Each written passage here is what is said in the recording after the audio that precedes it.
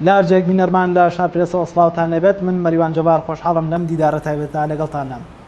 ئێستادا باس لە دروستکردنی سەکۆیەکی نیشتیمانی دەکرێت بە ئامانجی خزمەتکردن لە چوارچێوەی پرسە نیشتیمانیەکان لە باشووری کوردستان. دەمانەوێت ئامانجەکان و پاڵنەر و فاکتەرەکانی پشت دروستکردنی ئەم سەکۆیە بزانین. بۆ گفتوگۆکردنە سەر بابەتە بە خۆشحاڵی و میوانداری بەڕێز نەبەس خالید و تەبێژی کاتی سەکۆی کاری نیشتیمانمان کردو. کاک نەبەس سڵاوت لێبێ و کاتە باش. سپاس بۆم دەرفەتە. دەمەوێت سەرەتا لەبارەی دروستکردنی ئەم سەکۆیە قسە بکەین. لە ڕابردوو ئێستادا ئیعلانتان کردووە لەوەی کە دەتانەوێت سەکۆیەکی نیشتیمانی بنیاد بنێن و ڕای بگەێنن. ئاماژ لە دروستکردنی ئەم سەکۆیە چییە؟ ڕاستیەکەی ئەمە لە پێش ئەوەی کە ئەم سەکۆیە دروست بکەین هەر بۆ زانیاریش ئەم سەکۆی کاری نیشتیمانی چەند ڕۆژێکی زۆر کەمە کاری لەسەرەکرێت و بەشداری تیاکراوە. ئەم سەکۆیە ئێشتا بە فەرمی وەکو لایەنێکی کار ڕانەگەێنراوە بۆ میدیا، بەڵام لێرەوە ڕایەگەێنین کە ئێمە ئەو سەکۆی کاری نیشتیمانیمان ڕاگەیانوە و کاری لەسەرەکەین. پێشتر سەکۆی دژی داژیکاری هەبوو کاریەکرد و ئێمە ئەندام بینتیایە، بەڵام بۆ بڕیارە گەیشتین کە ئێمە ئەم سەکۆیە فراوان بکەینەوە. باشووری کوردستان پێویستی بەوە هەیە کە دەنگە جیاوازەکان و لایەنە جیاوازەکان لەسەر پرسە نیشتیمانیەکان و کە علاقەی بە ژیان و گوزەرانی هاوڵاتیانەوە هەیە کار بکات. هەر بۆیە هاتین داوەتی لایەنەکانمان کرد لە پارت و ڕێکخراوە سیاسیەکان لە ڕێکخراوەکانی کۆمەلگای مەدەنی و لە شخصیاتەکان بۆی کە بتوانین ئەم سەکۆیە پێ. بەڵێ دەمەوێت قسە لەسەر ئامانجەکانتان کەم بە دیاریکراوی. ئامانجی ئێوە لەم سەکۆیەتی و بنیادنانی ئەم سەکۆیەتیە و ئەو جیهەت و لایەنانە کامانن کە ئێوە مستهدەفتان کردن بۆی کە لە چوارچێوەی ئەم سەکۆیە بتوانن ڕۆڵ بگێڕن. ڕاستەکەی ئامانجەکانی ئەم سەکۆیە داپۆچیکردنە لە مافەکانی خەڵکی باشووری کوردستان و ئەو ستەم و ناعەدالەتیانەی کە لە باشوورە ئەگوزارێت. لەبەر ئەوەی کە ساڵەهای ساڵە چەندەها لایەن بە تەنیا کارەکەن، هەرێکی چالاشەکانی خۆی بە جیاواز ئەکات. بیرۆکەکەمان ئەوەیە کە ئێمە بتوانین ئەم لایەنانە کۆ بکەینەوە، هێزەکان کۆ بکەینەوە و لەسەر ئەو کارانە کە ئیش بکەین کە کۆمەلگای ئێمە لە باشووری کوردستانە بەدەستێ و ئەناڵێنێ. بەڵام بۆ ئەوەی کە چەند حیزب و لایەن بەشداری تیا کردو، ڕاستەکەی ئێستا ئێمە لەبەرەوەی بە فەرمی سەکۆکەمان ڕانەگەیانەوە و مناقەشەکان بەو شوێنە نەگەیشتەوە کە ئێمە ئەو ناوانە بڵێین، ناتوانین ئێستا ناوەکان بڵێن ڕاستیەکەی. بەڵام ئەوە ئەزانین کە چەند حیزبێک و چەندانێکی سیاسی ڕێکخراوی سیاسی چ لە لایەنە نیشتیمان پەروەرەکان چ لە لایەنە چەپ و کۆمونیستەکان بەشدارن ئەم کارەیە و چەندەها ڕێکخراوی کۆمەلگای مەدەنی و ئەوەشی تایە. پێکهاتە و ستراکچەری ئەم سەکۆیە چۆن دەبێت لە ئایندەدا وەکو بەڕێز دەسە باس کرد کە گفتوگۆکانتان تا ڕادەیە دەتوانم بڵم گەشتونەتە نەتیجەیەک بۆ ڕاگەاندنی ئەم سەکۆیە. ئەگەر لە ئایندەدا ئەم سەکۆیە ڕابگەێنرێ پێکهاتە و ستراکچەری ئەم سەکۆیە چۆن دەبێت و بە چ شێوەیەکدا دەڕێژێتەوە. ڕاستەکەی جوابەکەی قورسە ئێستا لەبەرەوەی ئێمە وەکو باسم کە چەند ڕۆژێکە ئەم دەست پێشکەریمان کردو و کۆبنەوەی گشتی یەکەممان کردووە، بەڵام لەبەرەوەی کە بەحسی داژیکاری ئێستا لە ئارایە هەیە و کۆمەلگا هەژاوە دەربارەی ئەو تەعەدا و دەستدرێژیانەی کە دەوڵەتی تووشای کاتە سەر باشووری کوردستان، ئەم چالاکیمان پێش هەموو کارەکانی ترمان خست، بەڵام لە کۆبنەوەکانی داهاتوومانە ستراکچەری ئەو ڕێکخراوەش ڕاگەی. بەڵێ پێت وایە ئەم سەکۆیە دەتوانێت سەربەخۆی خۆی بپارێزێت بە جۆرەك لە جۆرەکان بە دوور بێت لە هەیمەنەی حیزب لە هەژبوونی حیزب و تەنانەت ئەشخاصیش بۆ ئەوەی کە دەست وەرنەدەنە کاروبارەکانتان دەتوانن سەربەخۆی خۆتان بپارێزن. هەوڵ بۆ ئەوەیە لەم کاری سیاسی و ڕێکخراوەی لە باشووری کوردستانە هیچ گەرانتیەکی نییە ڕاستێکی، لەبەرەوەی کە ئێمە زانین دەستێوەردان بۆ بە کولتور و بەرگرتن بە چالاکی جەماوەری بۆ بە کولتور لای دەسەڵات.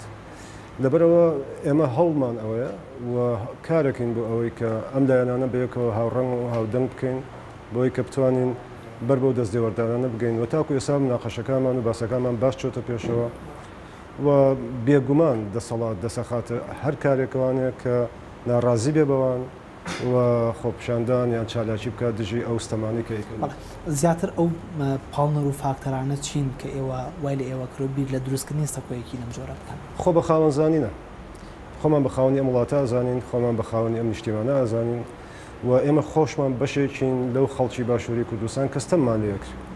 لەبەرەوە داکۆچیکردن لە خاک و نیشتیمان و چاوساوەکانی ئەم وڵاتە وستەم لێکراوان و دژایەتی بەستەم بە ئەرک و خۆ بە خاوەنزانینی خۆمان دەزانین.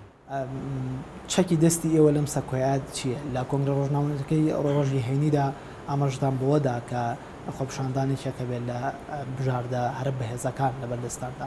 خۆپشاندان تا چەند بەڕێگا چارە دەزانن بۆ گەیشتنی پەیامەکانی ئێوە؟ خۆپشاندان ڕاستیەکەی ئەگەر بەو شێوەیە باسی بکەیت کە هەموو خۆپشاندانی ئامانجی خۆی پێچەوە نییە. خۆپشاندان پیشاندانی ناڕەزایەتیە بەرامبەر بەو قەزەیە کە تۆ لە دژی خۆپشاندانێکی. بەڵام کارەکانی ئێمە تەنها لە خۆپشاندانە ناوەستێتەوە. ئێمە لە بەرنامەمانە کە لەگەڵ هەموو لایەنە نێودەوڵەتی و ڕسمیەکانە پەیوەندی بکەین، ئەم قەزیانە بگەێنین و بەو شێوەی کە سەکۆی کاری نیشتیمانی لە سیاسەتایەتی بیگەین بە هەموو لە گۆبانگەوازی خەڵکی بکەن کە لە دەوری کۆ بێتەوە. چونکە تاکە ڕێگا تاکە چەک وەکو تۆ باسیەکەی هێزی جەماوەرە، هێزی خەڵکیە و ئێمە ڕوومان بەوەیە کە بتوانین هەچی زیاتر خەڵکی بین لە پاڵم ئایدیا و دۆچ. پێتان وایە ئەو تەحەدیانە چین کە دێنە بەردەمتان لە جێبەجێگەیاندنی کارەکان و ئەرکەکانتان وەکو خۆی؟ ئەو بربەستانە چین کە زیاتر دێنە بەردەستان؟ دوو بربەستی جدی هەیە. یەکێکیان ئاکتی دەسەڵات و کولتوری دەسەڵاتە لە باشووری کوردستانە کە هەمیشە بە هەموو ئەو شێوانەی کە تاکو ئێستا لە ماوەی لە دوای ڕاپەڕین و لە دانەوە کە بە دژی ئەم جۆرە لە چالاکی کردویانە. بربەستی دووەم ئەو کولتورەیە بۆ کاری سیاسی و جەماوەری کە لە ناو کۆمەلگا بڵاوێت. لەبەرەوە ئێمە لەمە ئاسان تێپەڕێنە هەوڵەدەین ئەکەوێتە سەر ئەوەی کە ئێمە چەندێک بەهێز بین و چەندێک خەڵکی وەڵام باتەوە بەم داخوازیان. لەگەڵەوە هێشتا ئیعلانتان نەکرد بە سەرکۆکەتان، بەڵام ئەو هۆکارەی بوو کەوای لێکردن لە ئێستادا هەڵوێستەیەکی تون وەربگرن لە بەرامبەر ئەو داگیرکاریانەی وڵاتی تورکیا بۆ بەشێک لە خاکی هەرێمی کوردستان. زۆر ئاشکرایە، زۆر ڕوونە لەبەرەوەی ئێستا داژەکاری بەردەوامە، هێرشەکان بەردەوامن و خاکمان نەسووتێنن، هاوڵاتیانمان نەکوژن، دێهاتەکانیان بە جۆرە جۆرەکان ئەنفال کردووە و هەروەها ئەوەش بڵێم کە ساڵەهایە ئەم هێرشانی سەر باشووری کوردستان لەلایەن هێزەکانی پاراستنی گەلەوە ئەو کچان و کوڕانی شۆڕژجار کە بە چیاکانەوە دیفاعەکەن و ئەمانوێت کە ئەم ئەرکە لە سەرشانی ئەوانیش قورس بگورە سووک بکەین و پاڵپشتی ئەو خەباتکاریێبی کە لێ ساڵا گەسەرمین سەڵاتدارانی هەرێمی کوردستان بە جۆرە لە جۆرەکان بێدەنگیان هەڵبژاردووە. وەکارێن بێدەنگی بۆچی ئەگەڕنەوەیەوە؟ ڕاستیەکەی بێدەنگ نین، هەر حیزبە بەلای خۆیەوە بەیاننامەیەکی دەرکردووە، قسەیەکی شەرمنانی کردووە. بەڵام ئەم بەیاننامەیە برینەکانی ئەمە چارەسەر ئەمە کێشەکەیە. ئێمە ئەو بەیاننامانی کە دەسەڵات دەریەکات و حیزبەکانی دەوری دەسەڵات دەریەکەن ئەوەنە شەرمنانەیە کە جەماوەر ئاستی خەتەری داژێکاریەکە تێناگات چنێک.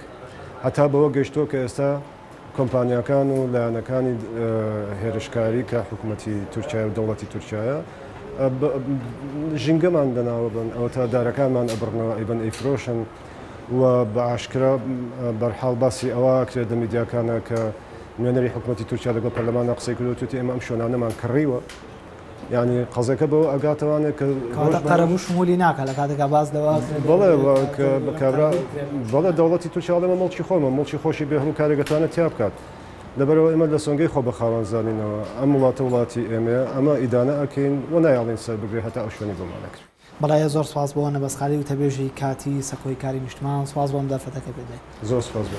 ئەزان و خۆشەویستان ئەم دیدارە تایبەتە بە کۆتایی گەیشت تا گەیشتنمان بەیەک لە دیدارێکی تایبەتی تردا هەموو لەگەتان کامەران بن بەخواتان هەستێرە.